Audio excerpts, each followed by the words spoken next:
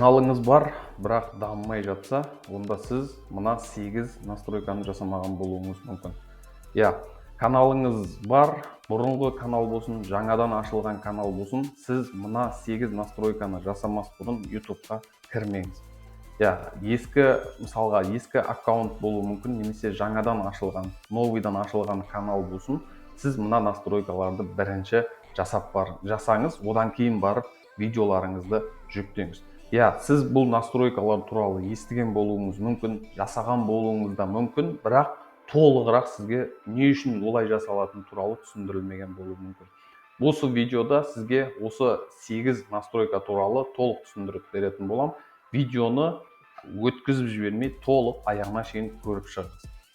Ең бірінші өзіміздің каналымыздағы описание бөлімі, бұл Мәке блогтың сипаттамасы.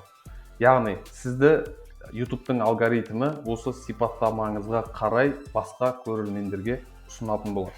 Бұл жерде кәдімгі теги немесе хэштеги жазатын сияқты сөздермен емес, кәдімгі қарапайым бір сөйлем ретінде сіздің каналыңызды түсіндіруі керек болады. Осыны міндетті түрде жазып қоюыңыз керек. Екінші, өзіміздің арнамызды реттеу бөлімінде параметрлердегі арнадағы мына екінші жердегі кілттік сөздер. Яғни сіз белгілі бір ниша бойынша жұмыс істейтін болсаңыз, белгілі бір бағыт бойынша жұмыс істейтін болсаңыз, сол бағыт бойынша SEO жұмыстарын жасауыңыз керек. Ал егер де сіз кез келген тақырып бойынша, мысалға пойыздардың соғысуы туралы бір видео салатын болсаңыз, сіз мына кілттік сөздерді жазбасаңыз да болады. Неге? Өйткені ол пойызды соғысқан не қылатын видеоңызды ол білім беру сайт каналдары да көруі мүмкін, ойын каналдары да көруі мүмкін, сабақ беретін немесе басқа қызық көңіл көтеретін каналдарда оны көруі мүмкін, оны балалар да көруі мүмкін. Сондықтан оны SEO-сын жазбасаңыз да болады бұл жерге. Ал егер сіз белгілі бір бағыт бойынша, мысалға сабақ беру, білім беру бағыты бойынша, немесе ойын бағыты, немесе балаларға арналған канал болатын болсаңыз, міндетті түрде осы жердегі кілттік сөздеріңізді жазуларыңыз керек. Өйткені сол сіздің видеоңызға қатысты, мысалға білім беретін ба, тек білім беріп осы бағыт бойынша видеоны көретін көрермендерге сіздің видеоларыңызды YouTube ұсынатын болады, алгоритмі. Екінші настройкасы болса, үшінші настройка осы беттегі функциялардың қолжетімділігі. Сіз ескі аккаунтпен болса да, жаңа аккаунтпен болса да, ең бірінші аккаунт ашқан кезде осы үш функцияны ашып қоюыңыз керек. Үшеуі де қосулы болу керек. Біріншісі стандартты функциялар бірден өзі ашылады. Екіншісі ортаңғы деңгейлі функциялар. Бұл жерде сіз телефон номеріңізді тіркеуіңіз керек болады. Үшінші бөлімі жоғарғы деңгейлі функциялар. Бұл жерде сіз жеке куәлігіңізді жүктеуіңіз керек болады. Осы үш функцияны ашқаннан кейін сізді YouTube-тың алгоритмі спам ретінде қабылдамайтын болады. Яғни сізді YouTube-та бірден каналыңызды жаңадан ашсаңыз да бірден басқаларға ұсына бастайды. Ал егер бұны жасамай видео жүктейтін болсаңыз, сізді YouTube-тың алгоритмі спам ретінде қабылдап, видеоңызды ешкімге ұсынбайтын болады. Егер осыны жасамаған болсаңыз, бірден жасап қойыңыз. Бұны дәлел ретінде мына толық ақпаратты да сіздерге көрсетіп беріп кетейін. Міне мына жерде YouTube Studio контентіңізді барынша тиімді пайдалануға көмектесетін көптеген құралдар мен функцияларды ұсынады. Оларды пайдалану үшін жеке басыңызды растау жолын таңдауыңызға болады. Жеке басыңызды растау процесі YouTube-ты теріс мақсатта пайдалану және спам жіберу әрекеттерін азайтуға көмектеседі. Яғни сіздің видеоларыңызды осы үш функция қосылатын болса, спам ретінде қабылдамай бірден баршаларына ұсына беретін болады. Одан кейінгі төртінші негізгі ақпарат тұрғылықты тұрған жеріңіз. Яғни сіз қай елден боласыз, канал қай елдің каналы, сол елді жазып қоюыңыз керек. Егер сіз бұл жерге Америка деп қоятын болсаңыз, сіздің видеоларыңызды YouTube Америкадан ұсынуды бастамайды. Яғни Қазақстан ба, Қазақстаннан бастайды.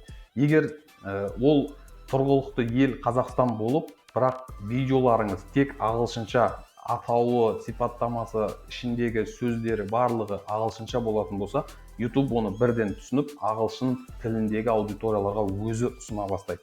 яғни бұл жерде Америкаға қойып мен Америкаға ғана ұсынамын деген нәрсе жоқ YouTube'да. Қазақ тілінде болса Қазақстан, мысалға видеоңыз қай тілде болады, сол тілдегі көрермендерге YouTube өзі автомат түрде ұсына бастайды. Одан кейін қосымша параметрлер, бұл жерде сіздің видеоларыңыз балаларға арналмаған болатын болса, жоқ, бұл арна балаларға арналмаған деп көрсетуіңіз керек. Мына жерде настройкасын жасап қоюыңыз керек. Одан кейін үшінші тарапты жаттықтырулар, яғни сізді қазіргі жасанды интеллект модельдері сіздің видеоларыңызды өзінің несіне алып, оқытып, басқа видеолар жасау үшін қолданылу керек деген нәрсесі шықты жаңалықта. Бұл жерде галочка қоймаңыз бұл жерге. Яғни сіздің видеоңызды жасанды интеллектке бермеуіңіз үшін. Осы настройканы да ұмытпаңыз. Одан кейін жүктеп салудың әдепкі параметрлері. Сіз видеоңызды жүктеген кезде сипаттамасын алдын ала жазып қойсаңыз болады. Және осы жердегі көру рұқсаты дегенді жасырын деп қойсаңыз болады. Сіз видео жүктеген кезде бірден көрермендерге жібермейді, оны сақтап тұрады. Бірінші өзіңіз барлық настройкаларын бәрін, жаңа сипаттамасын, теги, хэштеги барлығын толтырып болғаннан кейін барып, оны баршаға ашық қылып өзіңіз қойсаңыз болады. Енді видео жүктегенде осы тегтеріңізді барлығын сипаттамаларында өзіңіз жазып қойсаңыз болады. Қосымша параметрлерде, егер де бір сіз каналыңыздың бағыты белгілі болатын болса, осы санат бөлімінде білім, мысалы мен білім беретін канал болғандықтан білім дегенді қойдық. Ал егер бұны қоймасаңыз да, YouTube бірнеше видео жүктегеннен кейін сіздің видеоларыңызға қарай осы санат бөлімін өзі автомат түрде толтырып қоятын болады. Одан кейін рұқсаттар, қауым модерациясы. Мына жерде қауым модерациясына кіріп, ең астында сілтеме мәтіні, яғни сіздің видеоларыңыздың астына комментарияларға басқа жаман ойлы сілтемелерді жібермес үшін мына жерге галочканы қойып қойсаңыз болды. Енді осы настройкалардың барлығын жасап болғаннан кейін сізде уже YouTube алгоритміне сай сізді өзіңіздің нишаңызға қарай, өзіңіздің адамдарыңызға қарай видеоларыңызды ұсына бастайды.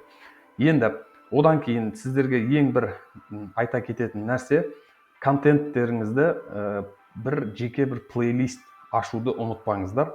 Плейлист дегеніміз ол кәдімгі сіздің видео жүктеген секілді нәрселер.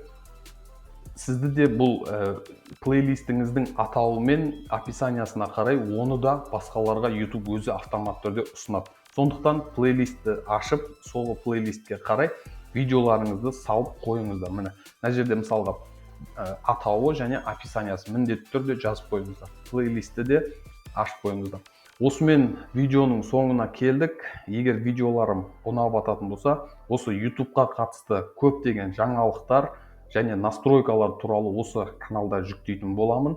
Сондықтан арнаға жазылуды ұмытпаңыз, достарыңызға жіберуді ұмытпаңыз. Келесі видеода кездескенше.